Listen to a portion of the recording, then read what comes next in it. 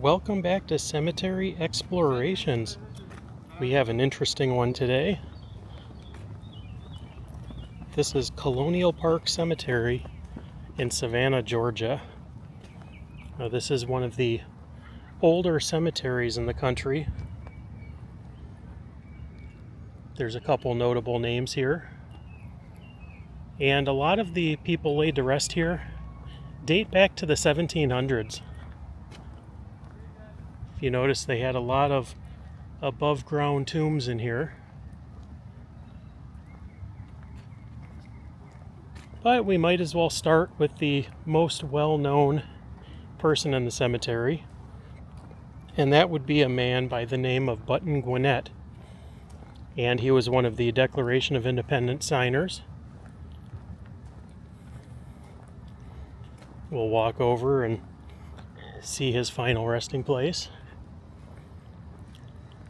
Now, going back to the late 1700s, we were gaining our independence, and Gwinnett held a power here in Georgia, and he also did not make many friends.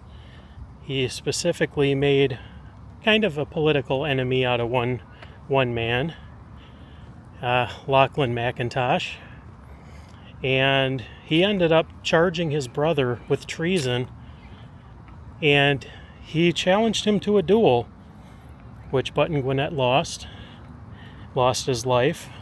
Each man fired off a shot. Each man was hit, but Gwinnett succumbed to his injury 1 year after the Declaration was signed in 1777. But he is laid to rest right here. Gwinnett. The most ornate grave site here.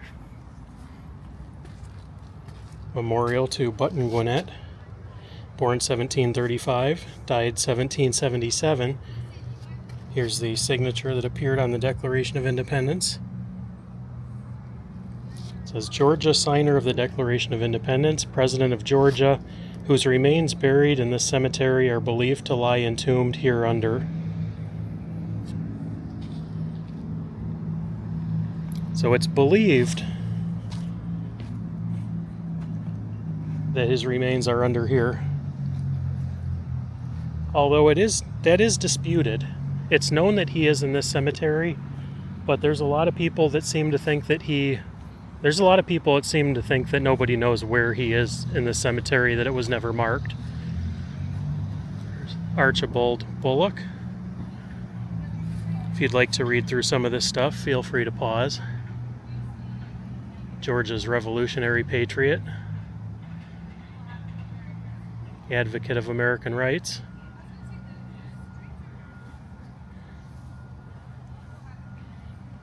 Here's his final resting place right here. This is Joseph Clay.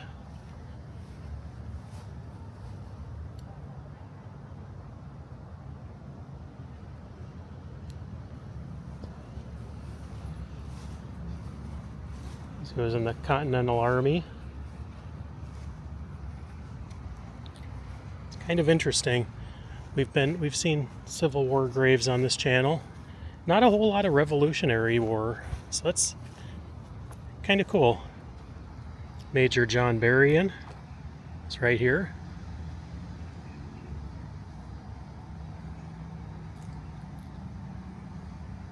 Age of 17, he was commissioned as second lieutenant in the 1st Georgia Continental Brigade, 1776.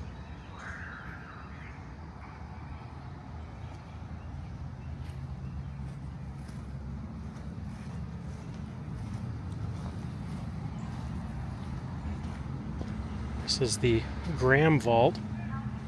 Here rested for 114 years the remains of Major General Nathaniel Greene, born in Rhode Island, August 7th, 1742, died at Mulberry Grove, Georgia, June 19th, 1786. It says his remains and those of his eldest son, George Washington Greene, now lie under the monument in Johnson Square. So this was the final resting place of Nathaniel Greene. And on the other side is John Maitland, Lieutenant Colonel, 71st Regiment. It says, this tomb, known as the Graham Vault, possesses the distinction of having been the burial place of two heroes of the Revolutionary War, one American, the other British. It's pretty amazing.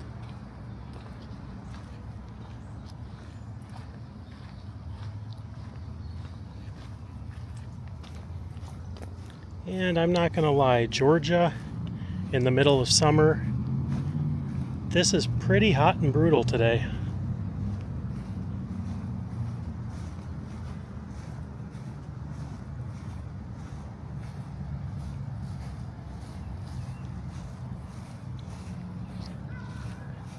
But it's really good that the city is preserving this history, because honestly, a lot of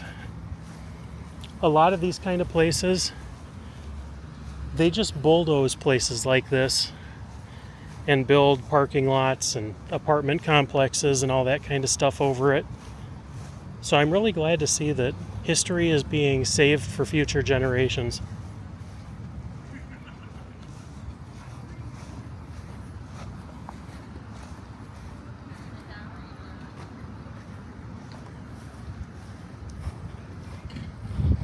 A lot of family vaults here.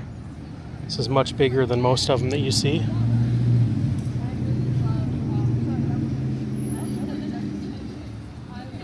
Pretty incredible. There's the trolley tours.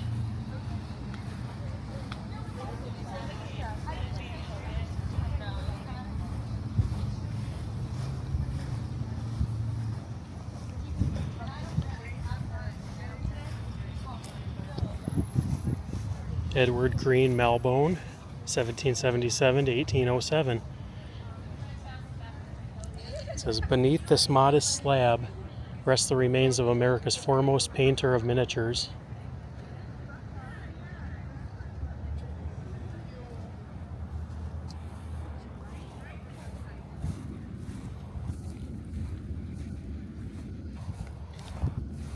This park is very busy today.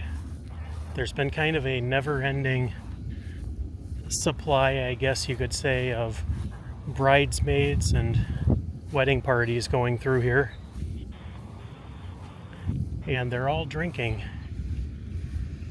So I'm just kind of doing my thing, showing you the beauty of the cemeteries and trying to stay out of their way.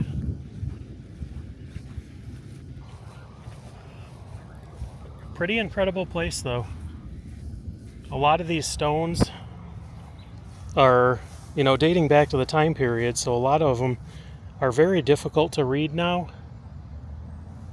Some of them have kind of the braces, if you will. Some Spanish moss. You want to be sure not to touch that. There's a lot of bugs in there that you really just don't want to deal with. Like here's another one with a name plaque. And these sidewalks have a lot of shells in them, if you can see that on camera.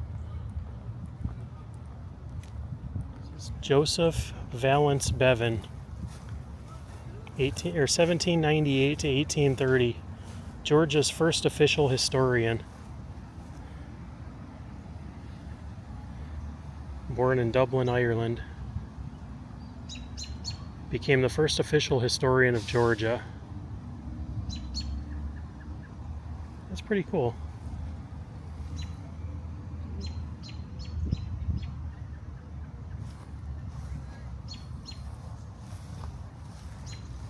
William Scarborough, promoter of the first transoceanic steamship.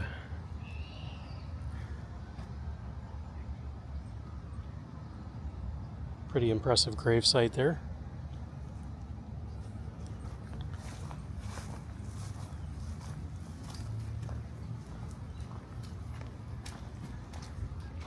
The duelist grave. Epitaph to James Wilde. Days of dueling and tragic affairs of honor fought, January of 1815.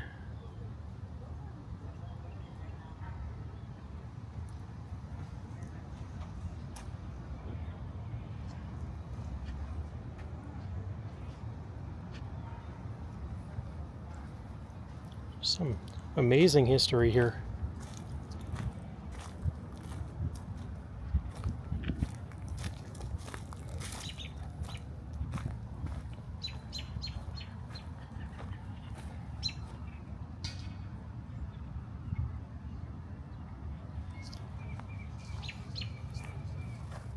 Well, hopefully you enjoyed a thing or two from this one.